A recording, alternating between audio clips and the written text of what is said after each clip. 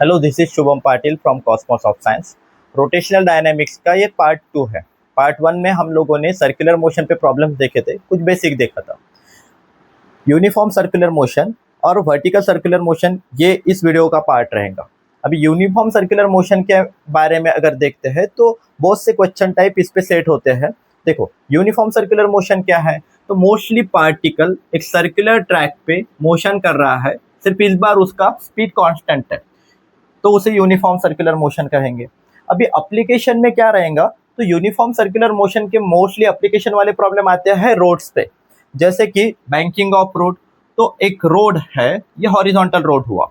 अब curvature of road पे जहाँ पे मे बी पॉसिबिलिटी बढ़ जाती है एक्सीडेंट्स की, तो एक्सीडेंट्स को अवॉइड करने के लिए रोड को थोड़ा सा तिरछा किया जाता है, मतलब जिसे हम लोग बोलते हैं कि rising of outer as over the inner as. अब यहाँ पे इसे बोलेंगे बैंकिंग ऑफ रोड। अब यहाँ पे जो एंगल बना टीठा, ये टीठा को बोलते हैं बैंकिंग एंगल। अभी ये जो कैलकुलेट करना है, इसके लिए मोस्ट इंपॉर्टेंट फॉर्मूला आएगा theta equals to tan inverse of v square upon R G. अब यहाँ पे v जो है वो वेलोसिटी रहेंगी, देन आर जो है वो रेडियस ऑफ कर्वेचर, जी उस जगह की gravity acceleration due to gravity रहेंगी। अब यही जो फॉर्मूला है, यही फॉर्मूला कोई हॉरिजॉन्टल रोड पे एक व्हीकल अगर मूव हो रहा है तो उसका लीन एंगल निकालने के लिए कि भाई व्हीकल कितना लीन होगा, जैसे बाइक टर्न्स पे हम लोग लीन करते हैं, तो लीन एंगल कैलकुलेट करने के लिए भी यही फॉर्मूला यूज किया जाता है। देन उसके बाद में अगर फॉर्मूला देखा जाए तो हॉरिजॉन्टल, अगर मान के चलो एक हॉरिजॉन्टल रोड है बट कर्वेचर के पास में अगर उसे ऑब्जर्व कर रहा है, तो वहां पे safety speed limit, maximum safety speed limit निकालने के लिए फॉर्मूला रहेगा v equals to under root में म्यू आर जी, जहाँ पे म्यू जो रहता है वो कोएफिशिएंट ऑफ स्टैटिक फ्रिक्शन रहेगा, आर रेडियस ऑफ कर्वेचर रहेंगी। तो ऐसे कुछ फॉर्मूलाज है जो तुम लोग बोर्ड में पढ़े हो, कुछ डेरिवेशंस भी इसके लिए देखे हैं हम लोगों ने और प्रिपेयर भी किए हैं। एमएसटी सीईटी के लिए हमारे पास में फॉर्मूलाज होना बहुत इंपॉर्टेंट है। फॉर्मूलाज के बेसिस पे हम लोग प्रॉब्लम्स टैकल करते हैं और देन उसके बाद में हमें एक डायरेक्शन भी क्रिएट होता है। तो जितने आपके पास में फॉर्मूलाज अवेलेबल रहेंगे उस हिसाब से हम लोग ये क्वेश्चंस को टैकल करेंगे। तो देखते कुछ एग्जांपल देखते इस रिगार्डिंग, फिर एग्जांपल के अकॉर्डिंग हम लोग एक्सप्लेनेशन सोचेंगे और क्या क्या कैसे कैसे प्रोसेस रहेंगे, कैसे क्वेश्चन टाइप होंगे उसको भी ऑब्जर्व करेंगे। तो देखो, एक क्वेश्चन करते हैं, बैक टू बैक एक एक क्वेश्चन के बाद में देखते हैं। देखिए, क्वेश्चन दिख रहा होगा बोर्ड पे। एक व्हीकल है, वो व्हीकल एक कर्वेचर से जा रहा है, 100 kg का व्हीकल है। मान के चलो ये रोड पर से एक व्हीकल टर्न ले रहा है, 100 kg वेट है, 100 kg वेट है, रेडियस ऑफ कर्वेचर दिया है 30 मीटर, है ना, और वेलोसिटी कितना दिया है तो 9 मीटर पर सेकंड। हमें फाइंड आउट करना है सेंट्रीपिटल फोर्स, है ना।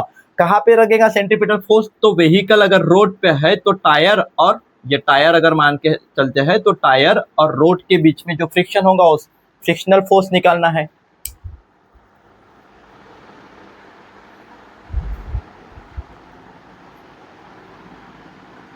देखो, क्वेश्चन दिख रहा होगा आपको बोर्ड पे। क्या क्वेश्चन है? एक व्हीकल है,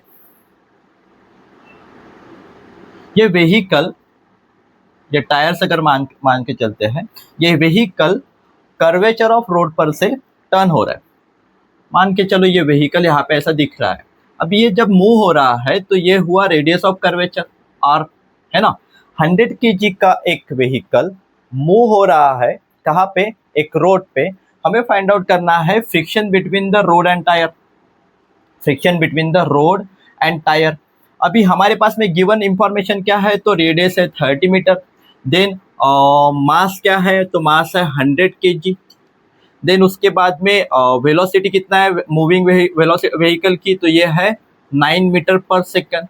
अभी कैलकुलेट करना है सेंटीमीटर फोर्स। तो देखो, जब भी व्हीकल एक कर्व्ड रोड पे सर्कुलर मोशन कर रहा है, उस टाइम पे जो नेसेसरी सेंट्रीपिटल फोर्स होता है, नेसेसरी सेंट्रीपिटल फोर्स प्रोवाइड होता है फ्रिक्शन की तरफ से। मतलब कि इसका मतलब ये हो जाएगा कि वो फ्रिक्शनल फोर्स और सेंट्रीपिटल फोर्स इक्वल करेंगे एक दूसरे के साथ में। Necessary centripetal force provided by the friction, जब तक के फ्रिक्शन रहेगा तब तक के अच्छे से व्हीकल वहाँ से मूव हो जाएंगे। अदरवाइज वहाँ पे फ्रिक्शन अगर कम पड़ता है तो सेंट्रीफ्यूगल फोर्स की वजह से out of the track car जा सकती है या फिर व्हीकल जा सकता है। तो हमारे लिए यही इंपॉर्टेंट है कि भाई सेंट्रीपिटल फोर्स यहाँ पे इक्वल रहेगा फ्रिक्शनल फोर्स से, जो मैक्सिमम फ्रिक्शनल फोर्स रहेगा जो कैलकुलेट करना है। तो सेंट्रीपिटल फोर्स इक्वल्स टू करेंगे अपन फ्रिक्शनल फोर्स।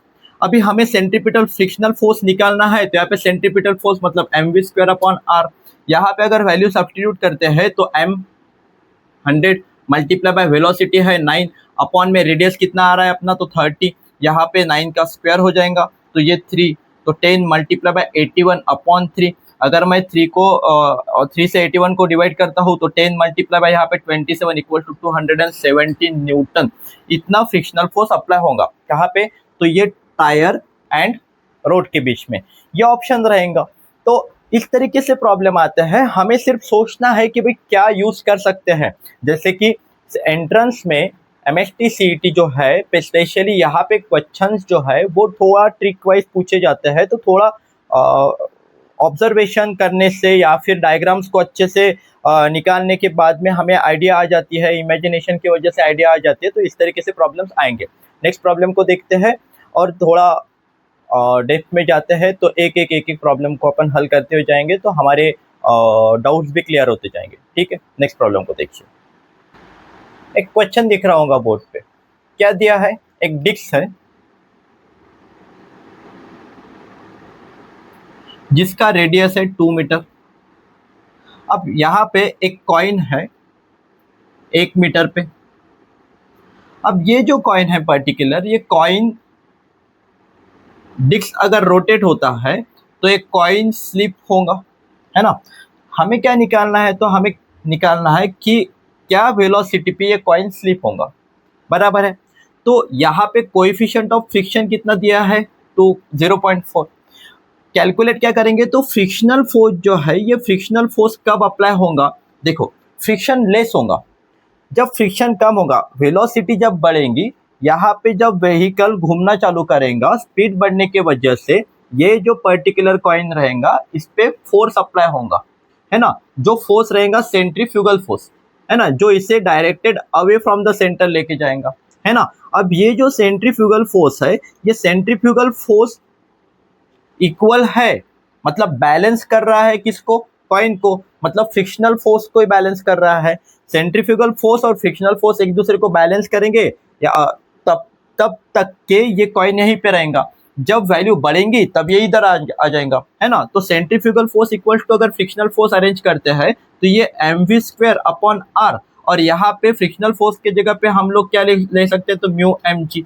ये ध्यान में रखना, फ्रिक्शनल फोर्स कितना लेंगे, तो μmg। ये फोर्स और ये फोर्स एक दूसरे को बैलेंस करेंगे उस वेलोसिटी तक के जिस वेलोसिटी में ये यहीं पे बैलेंस रहेगा। अदरवाइज वो वेलोसिटी से बढ़कर अगर थोड़ी वेलोसिटी इंक्रीज होती है तो ये कॉइन स्लिप होना चालू हो जाएगा। अभी इसको कैलकुलेट कर लेते हैं। तो इसमें वेलोसिटी निकालने के लिए हमारे पास में m गेट कैंसल, फिर ऑब्जेक्ट के बाद में यहाँ पे क्या है, तो v² निकालना, तो v इक्वल्स टू यहाँ पे म्यू दिया है 0.4 मल्टीप्लाई बाय ग्रेविटी 10 अगर लेते हैं मल्टीप्लाई बाय r की वैल्यू कितना है, तो रेडियस कितना है यहाँ पे अगर 1 लेते हैं तो ऑलमोस्ट देखो यहाँ पे 4 आ जाएगा, है ना। ये v², तो v इक्वल्स टू आया 2 मीटर पर सेकंड। अगर ये वेलोसिटी से ज़्यादा अगर वेलोसिटी होती है तो ये स्लिप होना चालू हो जाएगा। ठीक है, इस हिसाब से अपने को ऑप्शन ढूंढना है। जैसे कि ऑप्शन दिख रहा होगा आपको, तो आपको यही करना है कि भाई कोई भी प्रॉब्लम को ढूंढना है डायग्राम पॉइंट ऑफ व्यू। कुछ तो वैल्यूज मिलेंगी, कुछ तो नहीं क्या सोचने के बाद में मिलेगा कि भाई क्या हो सकता है। फॉर्मूला सिंपल रहेंगे, कैलकुलेशन सिंपल रहेंगे, सिर्फ हमें एक लॉजिक क्रिएट करना पड़ेगा। नेक्स्ट प्रॉब्लम को देखते हैं। नेक्स्ट क्वेश्चन देखो क्या पूछा गया है। एक व्हीकल है, एक कर्वेचर ऑफ रोड को कर्व्ड रोड को निगोशिएट कर रही है, रेडियस है 10 मीटर का, बराबर है। अभी यहाँ से अब जा रही है तो इसकी मैक्सिमम वेलोसिटी निकालना है। गिवन क्या है, तो गिवन इंफॉर्मेशन दिया है फ्रिक्शनल फोर्स। फ्रिक्शनल फोर्स कितना दिया है, तो frictional force between the tyre and road दिया है 0.5 mg। ठीक है, अब यहाँ पे वही सेम प्रॉब्लम है कि अगर ये व्हीकल यहाँ से मूव हो रहा है फ्रिक्शनल फोर्स के कारण, तो necessary centripetal force provided by the क्या रहेगा, फ्रिक्शन।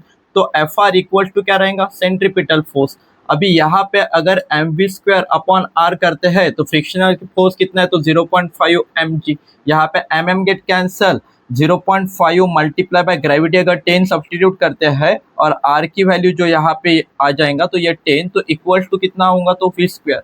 हमें v इक्वल टू कितना मिलता है, तो v equal to under root में देखो 5, मतलब 50 हो जाएगा।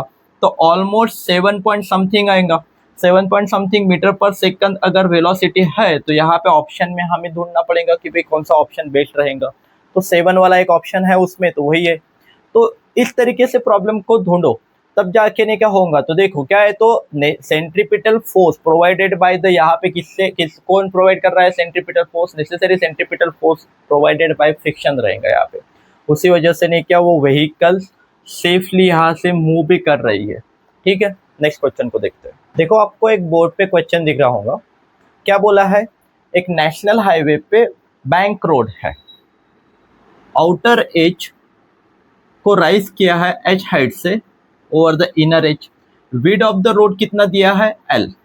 अब ये रोड अगर ऐसा दिया है तो ये रोड का रेडियस है आर, रेडियस ऑफ कर्वेचर बोलेंगे उसको, और वी वेलोसिटी से इस पर से व्हीकल मूव होने के लिए एच की हाइट कितना रहेंगी।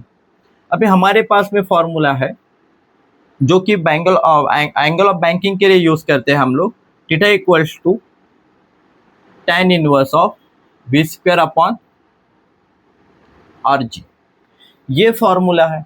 अभी ये अगर फॉर्मूला हम लोग यूज करते हैं तो इसको बना के क्या मिलेगा, तो ये बनेगा tan theta equals to V square upon R G. अभी हमें देखो यहाँ पे tan थीटा की वैल्यू क्या रहती है, तो tan थीटा इक्वल्स टू होता है अपोजिट अपॉन हाइपोटेनस। अब अपोजिट के केस में हमारे पास में अपोजिट तो h है, बट हाइपोटेनस अपोजिट अपॉन यहाँ पे एडजेसेंट आएगा, सॉरी, ठीक है, अपोजिट अपॉन एडजेसेंट।